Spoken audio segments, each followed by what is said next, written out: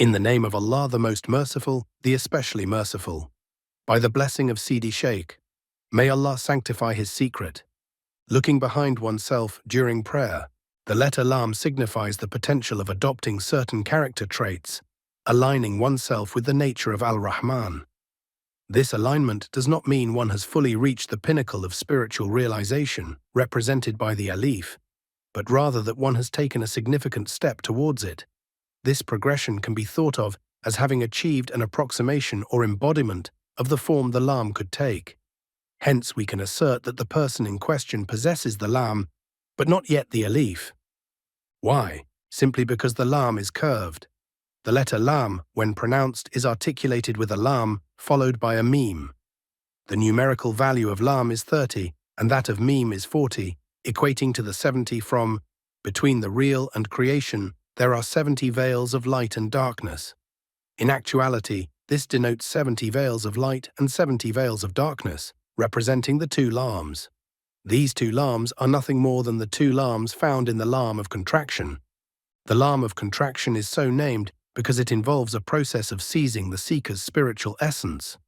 When your spiritual essence is seized, its dark aspect is entirely obliterated, transforming you into light. And who achieves this degree? Naturally, it is Al-Mustafa. By virtue of the Hadith Qudsi, I seized a handful of my light and said to it, "Be Muhammad."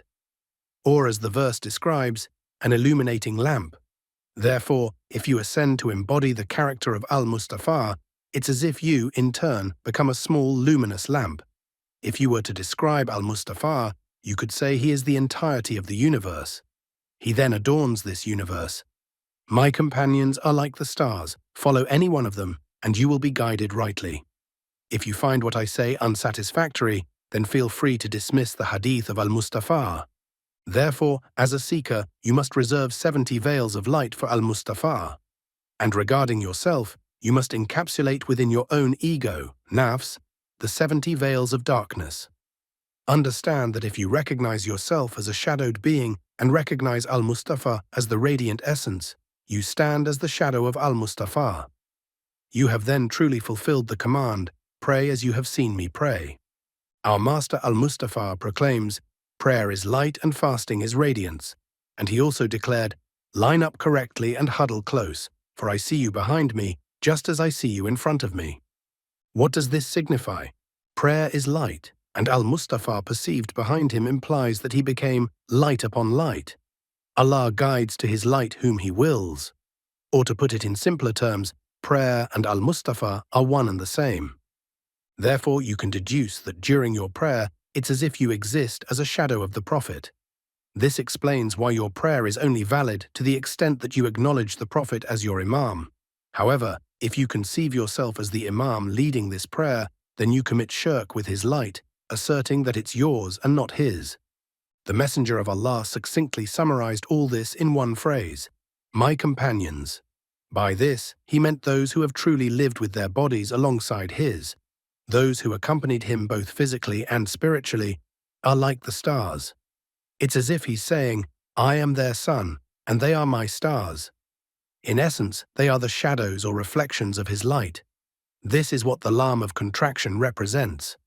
Hence, from this discourse, you should discern that your commitment to the Shaykh will only be valid to the extent that your shadow has been wholly and absolutely seized. But when is the shadow seized? Or to frame the question differently, when does the shadow of things completely vanish? According to the laws of science, it happens when the sun is precisely overhead. In other words, if Al-Mustafa appears to you as the dot above the alif in the name Allah, and if you truly regard him in that light, then the shadow of your being disappears and is engulfed by his radiance. If his light entirely envelops you, then darkness no longer exists. And when the darkness disappears, who truly loses their existence? Evidently, it is the seeker who has achieved this degree of detachment. If he has fully eliminated all innate darkness, he then gains the capability to see both what's behind and ahead of him. Nonetheless, he will maintain etiquette, adab, and won't declare, "I see behind me." Instead, he will articulate, "Through the eyes of the Prophet, I see behind me."